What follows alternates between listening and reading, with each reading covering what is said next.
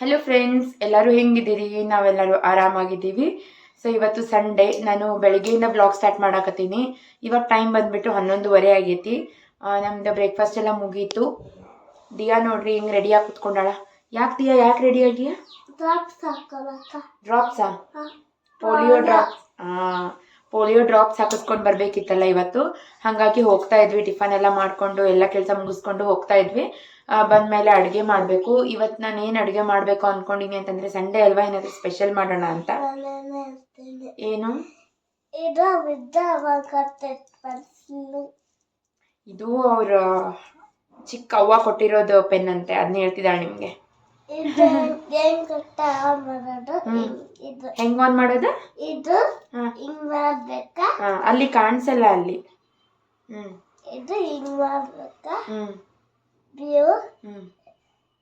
ಇಲ್ಲಿ ಬರ್ತೈತಲ್ಲ, ಎಲ್ಲಿ ಬರ್ತೈತಿ? ಇಲ್ಲಿ ಬರ್ತೈತಿ. ಕರೆಕ್ಟ್. ಆಮೇಲೆ ಇಲ್ಲಿ ಡೈನ್ ಮಾಡ್ಬಾರ್ದು. ಆಮೇಲೆ ಆಫ್ ಮಾಡೋದು ಹೆಂಗ್ ಗೊತ್ತಾ? ಹಿಂಗ ಆಫ್ ಮಾಡೋದೇನದ? ಸೂಪರ್ ಚೆನ್ನಾಗಿದೆ ಅಲ್ಲ.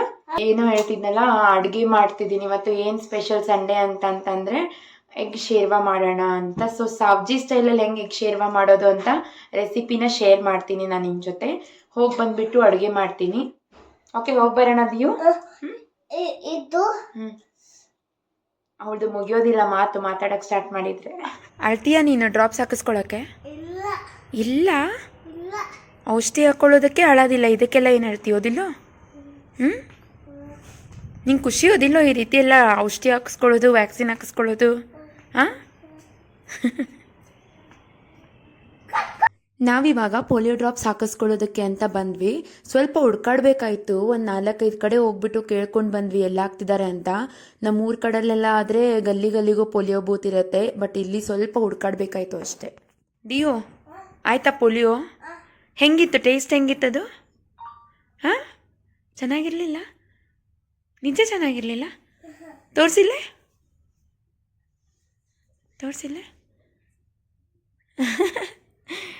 ನಮಗೆಲ್ಲ ಓಟ್ ಹಾಕ್ದಾಗ ಹಿಂಗೆ ಮಾರ್ಕ್ ಮಾಡ್ತಾರ. ದಿಯಾಂಗ್ ಪೋಲಿಯೋ ಹಾಕ್ದಾಗ ಮಾರ್ಕ್ ಮಾಡ್ಯಾರ, ಹೌದಿಲ್ಲ? ಮತ್ತೆ ಹೋಗೋಣ ಹಾಕಿಸ್ಕೊಂಡು ಬರಕ್ಕೆ ನಾಳೆ? ಬೇಡ, ಚಲೋ ಇರಲಿಲ್ಲ ಅದ. ಇವಾಗ ನಾನು ಅಡುಗೆ ಮಾಡ್ತೀನಿ. ಸೊ ಹೆಂಗೆ ಎಗ್ ಶೇರ್ವಾ ಸಾಬ್ಜಿ ಸ್ಟೈಲಲ್ಲಿ ಮಾಡೋದು ಅಂತ ನಿಮ್ಮ ಜೊತೆ ರೆಸಿಪಿನ ಶೇರ್ ಮಾಡ್ತೀನಿ. ಇಲ್ಲಿ ನಾನು ಒಣ ಕೊಬ್ಬರಿ ಏನಿದೆ, ಇಷ್ಟು ಅರ್ಧ ಬಟ್ಲು ಪೂರ್ತಿ ಒಣ ಕೊಬ್ಬರಿ ತಗೊಳ್ತಾ ಇದ್ದೀನಿ. ಹಾಗೆ ಹಸಿ ಕೊಬ್ಬರಿ ಒಂಚೂರು ತಗೊಳ್ತಾ ಇದ್ದೀನಿ. ಓಕೆನಾ? ಇದನ್ನು ನಾನು ಸುಟ್ಕೊಳ್ತೀನಿ. ಸೊ ಇದು ರೆಸಿಪಿನ ನಿಮಗೆ ತೋರಿಸ್ತೀನಿ, ಬನ್ನಿ.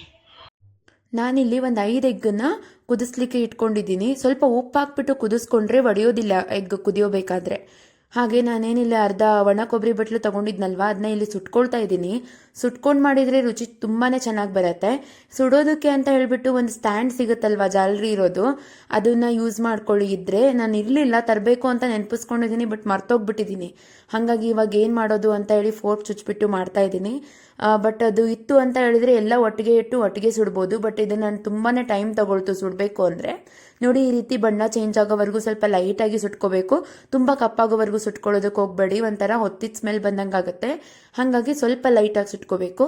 ಹಾಗೆ ಇಲ್ಲಿ ನಾನು ಹಸಿ ಕೊಬ್ಬರಿ ಒಂಚೂರು ತೊಗೊಂಡಿದ್ದೆ. ಇದನ್ನ ಜಾಸ್ತಿ ತೊಗೊಳೋದಕ್ಕೆ ಹೋಗಬೇಡಿ, ಒಂಚೂರು ತೊಗೊಳ್ಳಿ ಸಾಕು. ಇದನ್ನು ಕೂಡ ನಾನು ಸ್ವಲ್ಪ ಕಪ್ಪಾಗೋ ರೀತಿಯಾಗಿ ಹುರ್ಕೊಳ್ತಾ ಇದ್ದೀನಿ. ನೋಡ್ಬೋದು ನೀವಿಲ್ಲಿ ಯಾವ ರೀತಿ ಹುರ್ಕೊಳ್ತೀನಿ ಅಂತ. ತೀರಾ ಹೊತ್ತಿದಂಗೆ ಆಗಿಬಿಟ್ರೆ ಏನಾಗುತ್ತೆ, ರುಚಿ ಚೆನ್ನಾಗಿ ಬರೋದಿಲ್ಲ. ಹಾಗಾಗಿ ಸ್ವಲ್ಪ ಸುಟ್ಕೊಳ್ಬೇಕಾಗತ್ತೆ. ಸ್ವಲ್ಪ ಕೆಂಪು ಕಲರ್ ಚೇಂಜ್ ಆದರೆ ಸಾಕು. ನೋಡ್ತಿರ್ಬೋದು ನೀವಿಲ್ಲಿ ಈ ರೀತಿ ನೀವು ಸುಟ್ಕೊಳ್ಬೇಕಾಗತ್ತೆ. ನಂತರ ನಾನಿಲ್ಲಿ 1-2 ಈರುಳ್ಳಿನ ತಗೊಳ್ತಾ ಇದ್ದೀನಿ. ಈ ರೀತಿ ಕಟ್ ಮಾಡಿಬಿಟ್ಟು ತಗೊಳ್ತಾ ಇದ್ದೀನಿ. ಇದನ್ನು ಕೂಡ ನಾನು ಸುಟ್ಕೊಳ್ತೀನಿ. ಓಕೆನಾ? ಈ ರೀತಿ ಫೋರ್ಕ್ ಚುಚ್ಚನೆ ನಾನು ಎಲ್ಲನೂ ಸುಟ್ಕೊಳ್ತಾ ಇದ್ದೀನಿ. ಸ್ಟ್ಯಾಂಡ್ ಇತ್ತು ಅಂದರೆ ಎಲ್ಲನೂ ಒಟ್ಟಿಗೆ ಇಟ್ಬಿಟ್ಟು ಸುಟ್ಬಿಡ್ತಿದ್ದೆ, ಬೇಗ ಆಗೋಗ್ಬಿಟ್ಟಿರೋದು. ನೋಡ್ತಿರ್ಬೋದು ಮೇಲ್ಗಡೆ ಎಲ್ಲ ಒಂಥರ ಬೆಂದಂಗಾಗುತ್ತೆ, ಸಾಫ್ಟ್ ಆಗುತ್ತೆ, ಸ್ವಲ್ಪ ಕಲರ್ ಕೂಡ ಚೇಂಜ್ ಆಗುತ್ತೆ. ಅಲ್ಲಿವರೆಗೂ ನೀವು ಅದನ್ನು ಸುಟ್ಕೋಬೇಕು. ಸ್ವಲ್ಪ ಸ್ಲಿಟ್ ಮಾಡೋದ್ರಿಂದ ಏನಾಗುತ್ತೆ, ಒಳಗಡೆ ಕೂಡ ಚೆನ್ನಾಗಿ ಬೆಂದ್ಕೊಳ್ಳುತ್ತೆ. ಇಲ್ಲ ಅಂತಂದರೆ ಮೇಲ್ಮೇಲೆ ಮಾತ್ರ ಸುಟ್ಟಂಗೆ ಆಗಿಬಿಡುತ್ತೆ ಅದು. ಹಾಗಾಗಿ ಒಳಗಡೆನೂ ಸ್ವಲ್ಪ ಸುಡಬೇಕು ಅಂತ ಹೇಳ್ಬಿಟ್ಟು ಆ ರೀತಿ ಸ್ಲಿಟ್ ಮಾಡ್ಕೊಂಡಿರೋದು. ಹಾಗೆ ನಾನಿಲ್ಲಿ ಒಂದು ಮಸಾಲೆ ಪುಡಿನ ರೆಡಿ ಮಾಡ್ಕೊಳ್ತೀನಿ. ಇದು ಎಗ್ ಶೇರ್ವಾ ಮಾಡೋದಕ್ಕೆ ಅಂತ ಧನಿಯಾ ಮಸಾಲೆ ಪುಡಿ ಅಂತ ಹೇಳ್ತೀವಿ. ಇದಕ್ಕೆ ನಾನು ಒಂದು ಅರ್ಧ ಬಟ್ಲಾಗೋಷ್ಟು ಧನಿಯಾ ಕಾಳನ್ನು ತಗೊಂಡು ಒಂದು ಸ್ವಲ್ಪ ಘಮ ಬರೋವರೆಗೂ ಹುರ್ಕೊಳ್ತಾ ಇದ್ದೀನಿ. ಅದು ಒಂದು ಅರೋಮಾ ಫ್ಲೇವರ್ ಬರುತ್ತಲ್ವ, ಅಲ್ಲಿವರೆಗೂ ಒಂಚೂರು ಹುರ್ಕೊಂಡು ಒಂದು 2 ಪಲಾವ್ ಎಲೆ, 1 ಚಕ್ಕೆ, ಹಾಗೆ 1 ಚಕ್ರ ಮೊಗ್ಗು, ಒಂದು 5ರಿಂದ 6 ಲವಂಗದ ಹೂವು ಇದ್ರೆ ಅದನ್ನು ಕೂಡ ಸೇರಿಸ್ಕೊಳ್ಳಿ.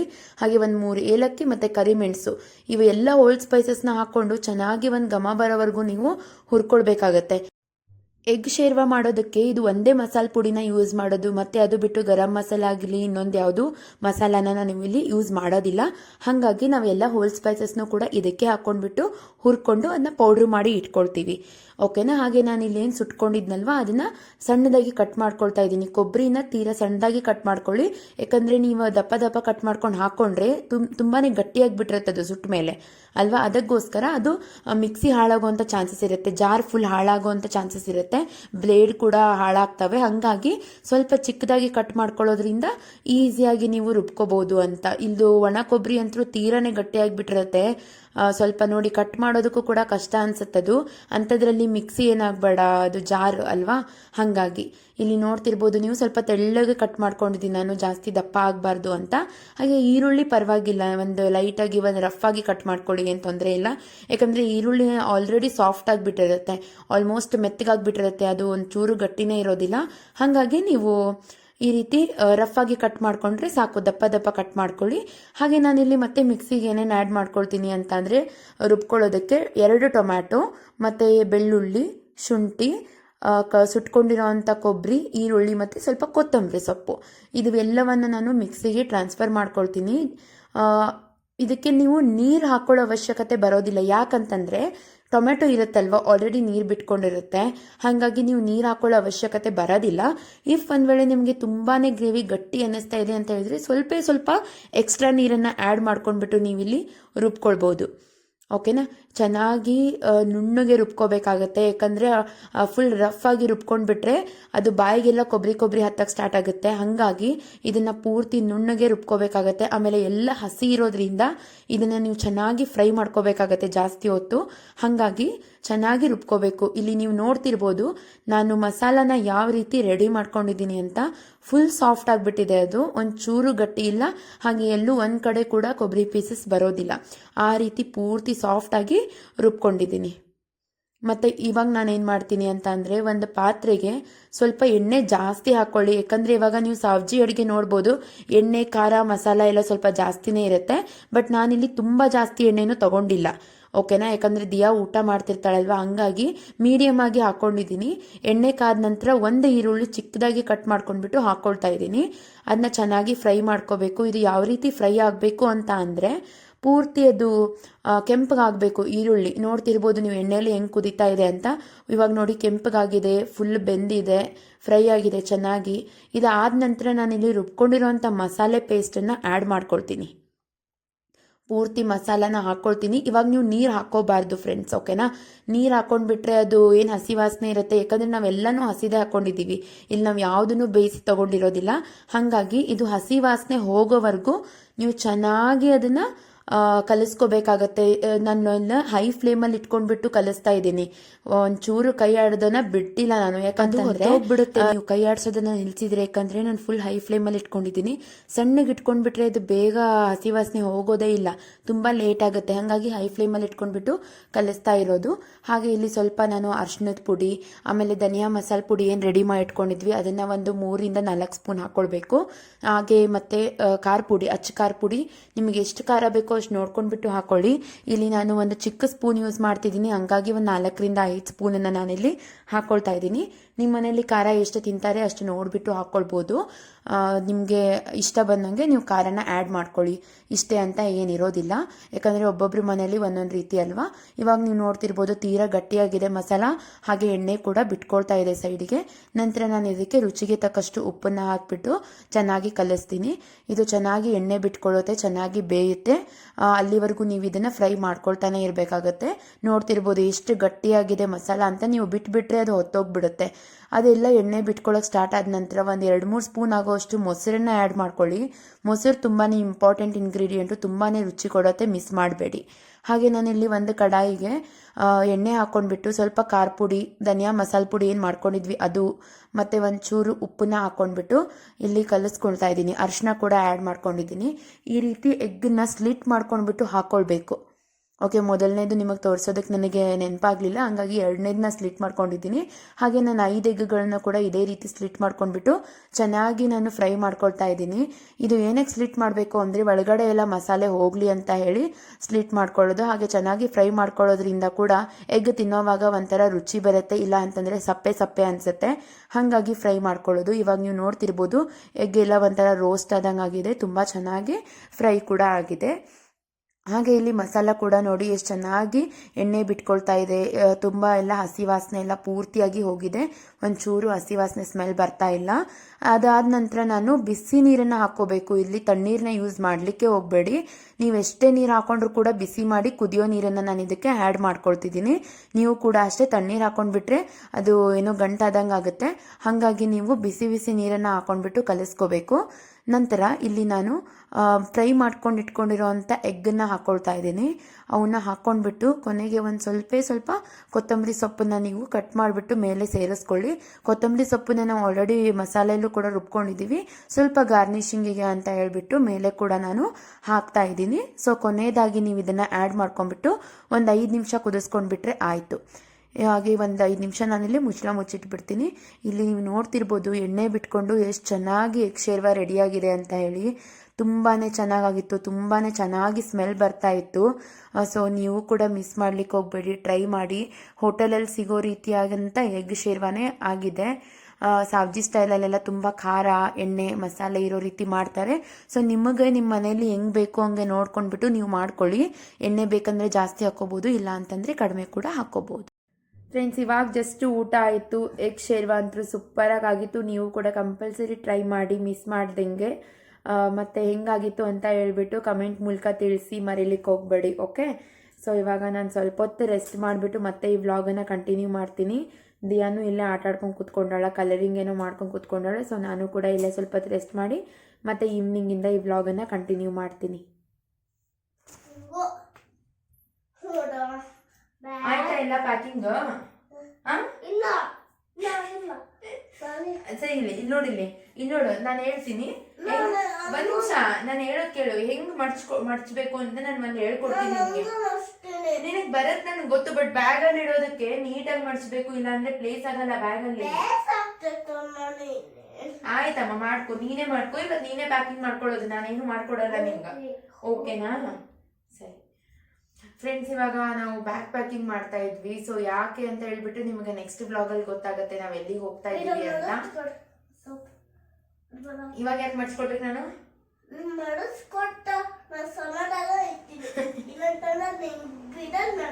ಬಿಡೋದು ನೀನುಗೆ. ಸೊ ಅದಕ್ಕೋಸ್ಕರ ನಾವು ಬ್ಯಾಗ್ ಪ್ಯಾಕ್ ಮಾಡ್ಕೊಳ್ತಾ ಇದ್ವಿ. ದಿಯಾ ನೋಡಿ ಇಷ್ಟೊಂದೆಲ್ಲ ಬಟ್ಟೆ ಕಿತ್ಕೊಂಡು ಕುತ್ಕೊಂಡಿದ್ದಾಳ. ಸಾಕ ಇಷ್ಟು ಬಟ್ಟೆ ನಿನಗ? ಕಡಿಮೆ ಆಗಲಿಲ್ಲ? ಇವೆಲ್ಲ ಬಟ್ಟೆ ಕಡಿಮೆ ಅನ್ಸಾಕತ್ತಿಲ್ಲ ನಿಮ್ಗ? ಏನು ಅನ್ಸಾಕತ್ತೈತಾ? ಮತ್ತೇನ್ ಜಾಸ್ತಿ ತಗೋಬೇಕಾ ಬಟ್ಟೆ? ಇನ್ನ ಸ್ವಲ್ಪ ಅಲ್ಲೇ ಇದ್ಬಿಡು, ಸುಮ್ನೆ ಹೋಗಿ ಬರ್ಬೇಡ ನೀನು. ಮತ್ತೆ ಮತ್ತೆ ಇನ್ನೂ ಸ್ವಲ್ಪ ಜಾಸ್ತಿ ತಗೋತೀನಿ ಅಂತೀಯಲ್ಲಪ್ಪ. ಕೊಡು, ಮಡ್ಚ್ಕೊಡ್ತೀನಿ, ಕೊಡು. ನಿಮ್ ಫ್ರಾಕ್ ಎಲ್ಲ ಬರಲ್ಲ. ಹೋಗ್ತಾ ಇರೋದು 1 ವಾರಕ್ಕೆ ಊರಿಗೆ. ಅದಕ್ಕೆ ಇಷ್ಟೊಂದೆಲ್ಲ ಬಟ್ಟೆ ತಗೊಂಡು ಹೋಗ್ತಿದ್ದಾಳೆ. ಇಷ್ಟೆಲ್ಲ ತಗೊಂಡು ಹೋಗ್ತಾಳೆ ಅಂತ ಬಟ್ಟೆಗಳನ್ನ. ಸೊ ಇವಾಗ ಟೈಮ್ ಬಂದ್ಬಿಟ್ಟು 5 o'clock ಆಗಿದೆ ಈವ್ನಿಂಗ್. ಸ್ವಲ್ಪ ರೆಸ್ಟ್ ಮಾಡೋಣ ಅಂತ ಫುಲ್ ನಿದ್ದೆ ಬರ್ತಾ ಇತ್ತು ಜೋರಾಗಿ. ನಿದ್ದೆ ಮಾಡ್ಬೇಕಂತ ಅನ್ಕೊಂಡ್ರೆ ಇವಳೇನ್ ಬಿಡ್ಲಿಲ್ಲ, ಮಲ್ಕೊಳ್ಳೋದಕ್ಕೆ ಇವಳೇನ್ ಬಿಡ್ಲಿಲ್ಲ ನನಗೆ. ಬ್ಯಾಗ್ ಪ್ಯಾಕಿಂಗ್ ಮಾಡೋಣ ಬಾ, ಬ್ಯಾಗ್ ಪ್ಯಾಕಿಂಗ್ ಮಾಡೋಣ ಬಾ. ಅದಕ್ಕೆ ಎದ್ದು ಬಂದೆ. ಏನ್ ಮಲ್ಕೊಳಕ್ ಬಿಟ್ಟೆ? ನಾನು ಮಲ್ಕೊಂಡಿದ್ನ, ನಿನ್ ಜೊತೆ ಕುತ್ಕೊಂಡಿದ್ದೆ ತಾನೆ. ಅವಳು ಮಲ್ಗೋದಿಲ್ಲ, ನನಗೂ ಮಲ್ಕೊಳ್ಳೋದಕ್ಕೆ ಬಿಡೋದಿಲ್ಲ. ಬೆಳಿಗ್ಗೆನೂ ಅಷ್ಟೇ, ಸ್ಯಾಟರ್ಡೆ ಸಂಡೇ ಬಂದ್ರು ಮಲ್ಕೊಳ್ಳೋದಿಲ್ಲ ಅವಳು. ಇವತ್ತು ಸಂಡೇ ಆರಾಮಾಗಿ ಮಲ್ಕೋದಿಯಾ, ಬೆಳಿಗ್ಗೆ ಲೇಟಾಗಿ ಇದ್ದೇಳಣ ಅಂತಂದ್ರೆ ಇಲ್ಲ, 7:30ಗೆ ಎದ್ದು ಕೂತ್ಕೊಂಡಿದ್ದಾಳೆ ಮಾರ್ನಿಂಗ್. ಹಂಗಾಗಿ ನಿದ್ದೆನೇ ಆಗೋದಿಲ್ಲ, ಏನ್ ಮಾಡ್ಬೇಕು ಅಂತ. ಹಂಗೆ ಇವರಿಗೆಲ್ಲ ಎದ್ದು ರೂಢಿ ಆಗ್ಬಿಟ್ಟಿರತ್ತಲ್ಲ ಮಾರ್ನಿಂಗ್. ಸೊ ಹಂಗಾಗಿ ಅವಳು ಸ್ಯಾಟರ್ಡೆ ಸಂಡೇನ ಬೇಗನೆ ಎದ್ದೇಳ್ತಾಳೆ. ಯಾಕಂದ್ರೆ ರಾತ್ರಿ ಬೇಗ ಮಕ್ಕೊಂಡ್ಬಿಡ್ತಾಳಲ್ಲ, ಅವಳಿಗೆ ಮಾರ್ನಿಂಗ್ ಬೇಗ ಎಚ್ಚರಾಗ್ಬಿಡುತ್ತೆ. ಅಪ್ಪಿದಪ್ಪಿ ಅವಳು ಕಣ್ಣು ತೆಗೆದಾಗ ಸನ್ರೈಸ್ ಆಗ್ಬಿಟ್ಟಿತ್ತು, ಸ್ವಲ್ಪ ಬೆಳಕಾಗ್ಬಿಟ್ಟಿತ್ತು ಅಂದ್ರೆ ಮುಗೀತು, ಅವಳು ನೆಕ್ಸ್ಟ್ ಕಣ್ಣೇ ಮುಚ್ಚೋದಿಲ್ಲ. ನನ್ ಬಿಟ್ಟು ಇರ್ತೀಯಾ ನೀನು? ಇರ್ತೀಯಾ? ಮತ್ತೆ ಅವತ್ತೆಷ್ಟು ಡ್ರಾಮಾ ಮಾಡ್ತಿದ್ದೆ, ಬಿಟ್ಟು ಹೋಗ್ಬೇಡ ನನ್ನ ಅಂತ ಪ್ರ್ಯಾಂಕ್ ಮಾಡೋವಾಗ ಕಾಡಿಸ್ತಿದ್ದಿ. ಸೊ ಇವಾಗ ನಾನೆಲ್ಲೂ ಹೋಗಂಗಿಲ್ಲ ಅವಳನ್ನ ಬಿಟ್ಟು, ಅವಳನ್ನ ನಾನು ಎಲ್ಲಿಗೆ ಬಿಟ್ಟು ಹೋದ್ರು ನಡೆಯುತ್ತೆ. ನಾನೆಲ್ಲೂ ಹೋಗ್ಬಾರ್ದು ಅವಳನ್ನ ಬಿಟ್ಟು, ಅವಳು ಹೋಗ್ಬೋದು. ನೀನ್ ಬರೋವರೆಗೂ ನಾನು ಚೆನ್ನಾಗಿ ರೆಸ್ಟ್ ಮಾಡ್ತೀನಿ, ಓಕೆನಾ? ಓಕೆ. ಅಪ್ಪ ಯಾಕೋ ಒಂಚೂರು ಕೈಯಿಲ್ಲ ಕುಯ್ಯಿಲ್ಲ ಓಕೆ ಅಂತೆ. ಫ್ರೆಂಡ್ಸ್, ಇವಾಗ ದಿಯಾಗೇನೋ ಮ್ಯಾಗಿ ತಿನ್ಬೇಕು ಅನ್ಸೈತಿ ಅಂತ ಹಂಗಾಗಿ ಮಾಡ್ಕೊಡಾತಿದ್ದೆ ಅವಳಿಗೆ ಮ್ಯಾಗಿ. ಇದೇನಪ್ಪ ಇಷ್ಟು ಈಸಿಯಾಗಿ ಮ್ಯಾಗಿ ಮಾಡ್ಕೊಡಾತೀನಿ ಅಂತ ಆ ಥರ ಅಂತ ಅನ್ಕೊಡಾತಿದ್ರಿ. ಏನಂತಂದರೆ ಇವಾಗ ನಾವು ಅವ್ರು ಏನಾದರೂ ಕೇಳಿದರೆ ಮಾಡಿಕೊಡಲ್ಲ ಅಂತ ಹೇಳಿದ್ರು ಅವ್ರು ಬಿಡೋದಿಲ್ಲ, ಬೇಕು ಅಂತ ಜಗಳ ಮಾಡ್ತಾರೆ. ಆಮೇಲೆ ಏನು ಗೊತ್ತಾ, ಅವಳಿಗಂತರೂ ಅವ್ರ ಫ್ರೆಂಡ್ಸ್ ಎಲ್ಲ ತೊಗೊಂಡು ಬರ್ತಾರೆ ಬಾಕ್ಸಿಗೆ ಮ್ಯಾಗಿ ಪಾಸ್ತಾ ಎಲ್ಲ ತೊಗೊಂಡು ಬರ್ತಾರೆ. ನನಗೆ ಯಾಕೆ ನೀನು ಕೊಟ್ಟು ಕಳಿಸಲ್ಲ ಅನ್ನೋದೊಂದು ದೊಡ್ಡ ಕಂಪ್ಲೇಂಟ್. ನನಗೆ ಬರೀ ಫ್ರೂಟ್ಸ್ ಕೊಡ್ತಿ, ಚಪಾತಿ ಕೊಡ್ತಿ, ದೋಸೆ ಕೊಡ್ತಿ, ಇಡ್ಲಿ ಕೊಡ್ತಿ ಅಂತ ಅವಳ ಕಂಪ್ಲೇಂಟ್.